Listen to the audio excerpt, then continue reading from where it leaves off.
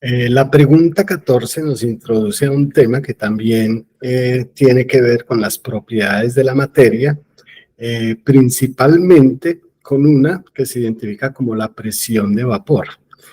Es una pregunta de las cuales se han diseñado también muchas situaciones problema para dar a conocer en la prueba Saber 11.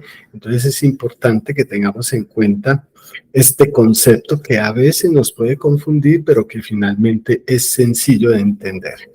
La presión de vapor es la presión que ejerce la fase gaseosa o vapor sobre una fase líquida en un sistema cerrado a una temperatura determinada. Es decir, la presión de vapor es aquella presión que ejerce la atmósfera sobre un líquido y que de una manera u otra también influye en su punto de ebullición, que es el punto en el cual ese líquido se puede transformar en gas.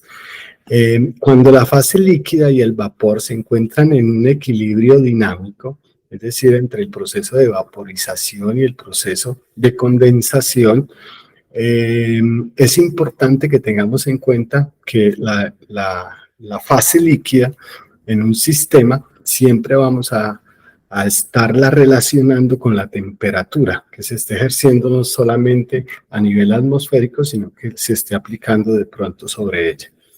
El valor de la presión de vapor es independiente de las cantidades de líquido y vapor presentes mientras existan ambas. Entonces también es importante tener en cuenta que esto es una propiedad intensiva, o sea que hace parte más de las sustancias y no tanto de la cantidad que haya de ellas, sino de su naturaleza química. Entonces, para profundizar un poco más sobre el tema, tratar de comprenderlo un poco más, vamos a afrontar la siguiente pregunta. Miremos entonces qué nos dice la pregunta 14. La vaporización consiste en la transformación de moléculas líquidas en moléculas gaseosas, siendo este proceso completamente contrario a la condensación. La presión ejercida por el vapor sobre un líquido en un recipiente cerrado a una temperatura determinada se denomina presión de vapor del líquido.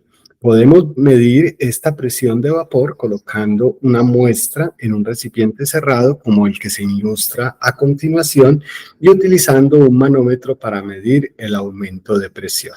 Entonces vamos a mirar los tres esquemas que nos están mostrando.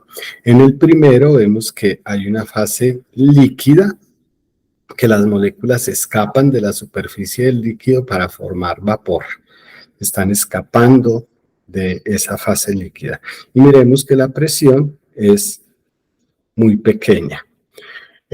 Si miramos ya el esquema el esquema B, vemos que ya hay cierta cantidad de moléculas en estado gaseoso y que la presión empezó a aumentar.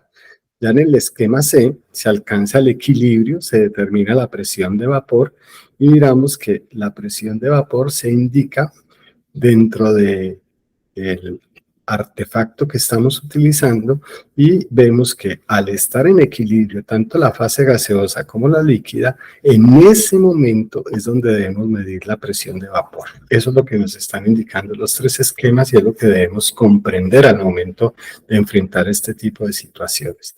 Según lo anterior, es posible afirmar que la presión de vapor de un líquido a una temperatura determinada se alcanza cuando A.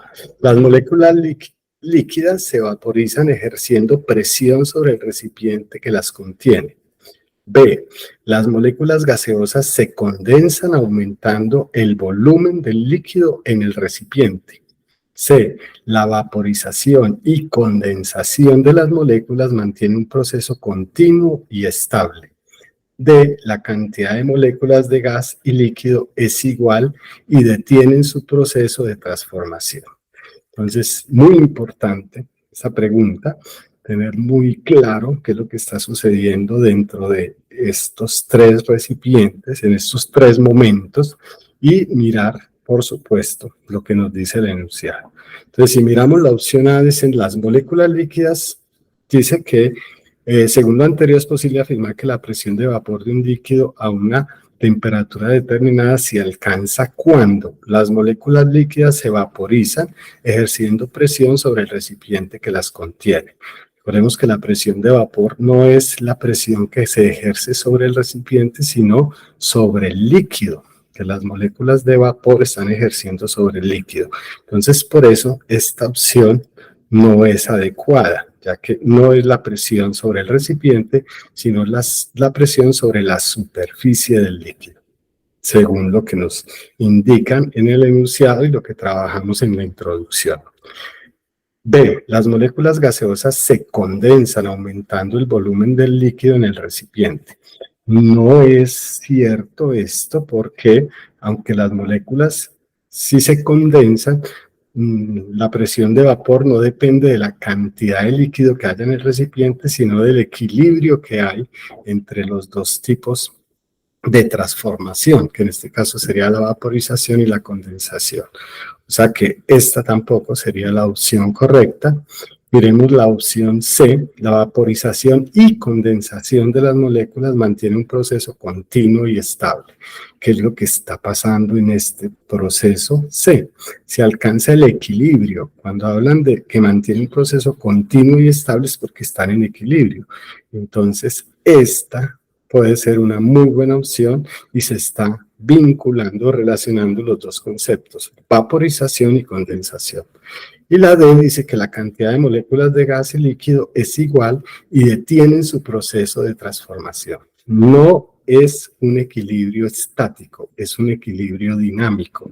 O sea que al momento de decidir, puede que la cantidad de moléculas de gas y líquido sea igual, puede ser, aunque tampoco nos lo están mencionando en cuanto a término de cantidad de moléculas, pero en ningún momento detienen su proceso de transformación porque siempre están realizando un equilibrio dinámico. Entonces, por eso la opción D tampoco sería una opción acertada. En este caso, la opción que nos vincula los dos conceptos, tanto el de vaporización como el de condensación, y además nos dice que esos dos procesos se mantienen en un equilibrio dinámico, es decir, en un proceso continuo y estable, es la opción C. Importantísimo entonces tener en cuenta que tanto el enunciado como las gráficas son fundamentales para realizar este ejercicio y para poder encontrar la opción correcta. Así pues, la información que nos suministra y la relación con el esquema permite deducir que se debe buscar una opción donde se proponga un equilibrio dinámico entre las dos transformaciones, tanto la vaporización como la condensación, con relación a la materia que se encuentra dentro del recipiente, y de esa forma las sustancias puedan estar realizando continuamente estas transformaciones. Por eso, la opción correcta para esta situación problema es la opción C. Una recomendación esencial en este tipo de preguntas, donde de una u otra manera el concepto no es tan fácil de comprender, pero que finalmente cuando hago una buena relación entre la información inicial y la gráfica que nos muestran, pues es precisamente eso, leer atentamente la información inicial con el fin de comprender adecuadamente el concepto de presión de vapor de un líquido. A partir de ese concepto se logra clarificar aún más que el fenómeno, con la ayuda de la gráfica, que el fenómeno realmente ocurre, la presión de vapor realmente ocurre cuando esos dos procesos de vaporización y de condensación se encuentran en equilibrio, y eso es lo que nos muestra la gráfica. Aquí entonces es fundamental lograr establecer la relación de complementariedad que existe entre el texto continuo, es decir, la descripción, el párrafo, y el texto discontinuo, que en este caso son las tres gráficas que nos muestran tres momentos diferentes dentro del proceso.